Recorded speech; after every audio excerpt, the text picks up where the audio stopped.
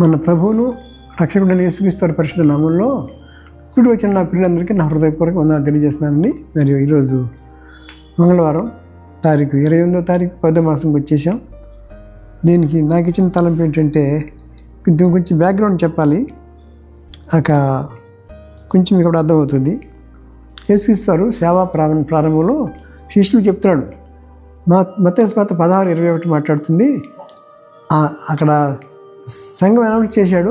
చేయగానే వెంటనే సిలువ గురించి మాట్లాడుతున్నాడు. చర్చ్ అనౌన్స్మెంట్ అవ్వగానే 16 నుంచి 18 వరకు చర్చ్ అనౌన్స్ చేశాడు. సంఘాన్ని కడతాను, అది పాతాళంలోకి దాని నిలవజాలని చెప్తూ వెంటనే ఒక మాట చెప్తాడు. ఏంటి 16:21 నుంచి మాట్లాడుతుంది. అప్పటి నుండి తను యెరూషలేములోకి వెళ్ళి పెద్దల చేతను, శాస్త్రుల చేతను, ప్రధాన యాజకుల చేతను అనేక శ్రమలు అనుభవించి చంపబడి 3వ దినమున లేచి అగత్యమను లేఖనం వారికి తెలియజెప్ప మొదలుపెట్టను అని చెప్పి రాశాడు. అగత్యం, నేను చంపుతారు, నన్ను చంపేస్తారు, శ్రమలు పెడతారు, తిరిగి నేను లేస్తానని చెప్పే ఈ విషయాన్ని శిష్యులు మర్చిపోయారు. నేను ఎన్నోసార్లు చెప్పాడు. నేను ముందుగా లేచిన తర్వాత గలిలయకి వెళ్తానని చెప్పి ఎన్నోసార్లు చెప్పాడు. బయట పట్టించుకోవాలి. 3.5 years ట్రైనింగ్ ఇచ్చాడు. ఎవరు పట్టించుకోవాలా? కానీ మగ్దలని మరి గుర్తుపెట్టుకుందంట ఆ మాట. ఆ విషయం చూసినట్టే తర్వాత మళ్ళీ శిష్యులలో 20:9 ఇలా మాట్లాడుతుంది.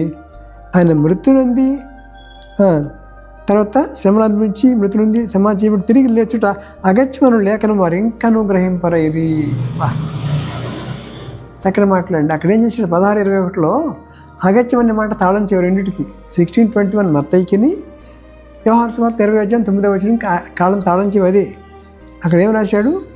అప్పటి నుండి మత్తయి సువార్త 16:21 మాట్లాడుతుంది. అప్పటి నుండి తాను యెరూషలేమునకు వెళ్ళి పెద్దల చేతను, శాస్త్రుల చేతను, ప్రధాన యాజకుల చేతను అనేక శ్రమను అనుభవించి చంపబడి 3వ దినమున లేచుట అగత్యమను వారికి తెలియజెప్ప మొదలుపెట్టని చెప్పి అన్నాడు. కానీ 20:9 వచ్చినప్పటికి ఏమంటున్నాడు? ఆయన మృతి నుండి లేచుట అగత్యమను లేఖనం వారు గ్రహించుకోలేదు. వాళ్ళు ఎవరింటికాడ వెళ్ళిపోయారండి. కానీ ఒక స్త్రీ ఏడుస్తూ వచ్చింది. ఆ మాత్రం బయట నుంచి వంగి చూసినప్పటికీ లోపల దూతలు ఇద్దరు తలవైపు ఒకడు కాళ్ళవైపు ఒకడు కూర్చోవడం కనపడుతుంది. అంటే ఎవరైతే ఆసక్తి ఎదుగుతారో వాళ్ళకి దేవుడు తప్పకుండా దర్శనమిస్తారని చెప్పి మనం నేర్చుకుంటున్నాం. చివరికి ఏం చేశాయంటే 3.5 years ట్రైనింగ్ వ్యర్థమైపోయింది. కాబట్టి మత్తయి సువార్త వచ్చేటప్పటికి మీకు 28:10 ఇక్కడ మీకు ఇవాళ వాక్యం అది వచ్చేస్తుంది. చక్కటి మాటలు మనం చూస్తామండి. ఇక్కడ చూద్దాం. ఒక మాట మీకు చదివి వినిపించాలని ఆశపడుతున్నాను. 28:10 యేసుక్రీస్తు వారు లేచారు, మగ్దలని మరి ముందు కనపడ్డారు. 10 మాట్లాడుతుంది. వాళ్ళు వచ్చేసి ఆయన దగ్గరికి వచ్చేసి ఆయన పాదాలు పట్టుకుని మొక్కారట. ఈ స్త్రీలంతా వచ్చి అప్పుడు అన్నాడు యేసు ప్రభువులు అంట 28వ తారీఖు 10వ మాసం మన వాగ్దానం. యేసు అంటున్నాడు, ఆయన ప్రభువు వారు, యేసు భయపడకుడి, మీరు వెళ్ళి నా సహోదరులు గలిలయకి వెళ్ళవాలనియు వారు అక్కడ నన్ను చూతురని వారికి తెలుపని చెప్పాడు, తెలపమన్నాడు. అంటే శిష్యులు ఫెయిల్ అయిపోయారు, ట్రైనింగ్ అంతా వేస్ట్ అయిపోయింది. కానీ ఒక్క అద్భుతం జరిగాడు. ఏంటంటే మగ్దలని మరికి 7 దెయ్యాలు వెళ్ళగొట్టేశాడు. కాబట్టి ఆ గ్రాటిట్యూడ్తో వెన్నంటే తిరుగుతూ వచ్చింది ఈవిడ. స్త్రీలు అక్కడే ఉంటుంది, శవలో వెంబడించింది, చనిపోయిన అక్కడే ఉంది, తిరిగి లేచినప్పుడు కూడా సమాధానికి వచ్చేసింది. కానీ చూడండి ఎంత తేడో. ట్రైనింగ్ అయిన వాళ్ళు అందరూ మర్చిపోయారు. నేను లేస్తానయ్యా పలానా ప్లేస్కి వెళ్తానని చెప్పాడు. గలిలయకి వచ్చి కలుసుకోండి చెప్పి నీళ్ళలో పోయి దాక్కున్నారు వాళ్ళు. చేపలు పట్టడం దొరకలా. ఆయన లేడు కదా బిడ్డ. ఆయన లేకుండా ఏం చేసింది జరగదండి. అప్పుడు అన్నాడు, మీరు పోయి చెప్పండి అమ్మా శిష్యులకి, మీరు వాళ్ళు గ్రహించలేకపోయారు, మీరు గ్రహించారు, మీరు ధన్యులని చెప్పి అన్నప్పుడు వాళ్ళు వెళ్ళి వాళ్ళందరికీ వారు చెప్తారు, ఇది ఆయన లేచాడండి, గలిలయకి వెళ్ళారు, అక్కడ పోయి కలుసుకోండి అని చెప్పి వీళ్ళు శిష్యులంతా ఎవరు ఆ లేడీస్ అంతా పోయి చెప్పాల్సి వచ్చింది. ఎవరకు? కాబట్టి శిష్యులకే, మరి అపోస్తులకి అని చెప్పాలి. ఎవరు? మగ్దలని మరియా పోయి వాళ్ళు చెప్తారు, అయ్యా మీరు ఇక్కడ ఎతకబాకండి, ఇంట్లో పడుకున్నారండి మీరు, ఆయన లేచిన మాట వాస్తవమే, ఆయన గలిలయకి మీకంటే వెళ్తానని చెప్పాడు కదా చాలాసార్లు. అవును నిజమే, మనం మర్చిపోయి చెప్పేవాడు బుద్ధి తెచ్చుకుని పడిపోయి గలిలయకి వెళ్ళి వాళ్ళని యేసుప్రభుని కలుసుకుని మొక్కుతారు. దేవుడు ఈ వాక్యంలో దీనికి ఏంటనమాట, ఆసక్తి వెతికే వాళ్ళని దేవుడు కనపడతాడు. మనం ఇంట్రెస్ట్గా హాఫ్ హార్టెడ్గా చేస్తే హృదయపూర్వకంగా ఎతికితే దొరుకుతాడు. అంతేనే హృదయపూర్వకంగా మనపూర్వకంగా ఆయన మనం సేవించాలని వాక్యం సెలవుస్తుంది. కాబట్టి ఈ యొక్క లేఖనాలు మనకి ఎంతో ఆదరించేటువంటి లేఖనాలండి.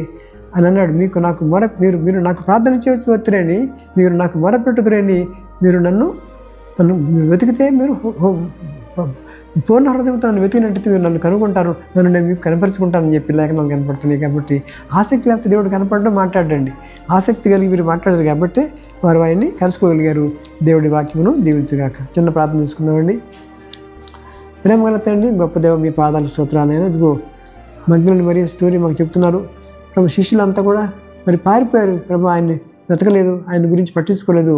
కానీ తిరిగి లేచాడు, గలిలయ కలుసుకుంటానని చెప్పినప్పుడు మగ్ధలేని మరి ప్రభు ఆసక్తి కలిగి సముద్రం బయట నిలబడి ఏడుస్తూ తొంగి చూసినప్పుడు దూతలు కనపడుతూ వచ్చారు. కాబట్టి అప్పుడు ప్రభువుల వారు తను చెప్తున్నారు, మీరు వెళ్ళి చెప్పండి అమ్మా, నా శిష్యులంతా తప్పిపోయారు, ట్రైనింగ్ ఇచ్చాను, ఉపయోగపడలేదు, వేస్ట్ అయిపోయింది, మీరు అన్న పోయి చెప్పండి అని చెప్పినప్పుడు ఒక స్త్రీ జాతికి ధన్యకరమైన వాక్యం ఇదేనండి. ఈ స్త్రీలు పోయి యేసుక్రీస్తు వారు లేచారండి, గలిలయ ప్రాంతం ఉన్నారని చెప్పడానికి వాళ్ళు వెళ్ళటం ఎంతో ధన్యకరమైన లేఖనం భావిస్తున్నాం. కాబట్టి మేము అవిశ్వాసం కాక విశ్వాసం స్థిరపడి బలపడి నీకు సాక్షులుగా జీవించే జీవితాలు మాకు దయచేయమని యేసుక్రీస్తు నామములో ఒక వినయంగా నిన్ను అడిగి వేడుకుంటున్నాం తండ్రి. ఆమేన్.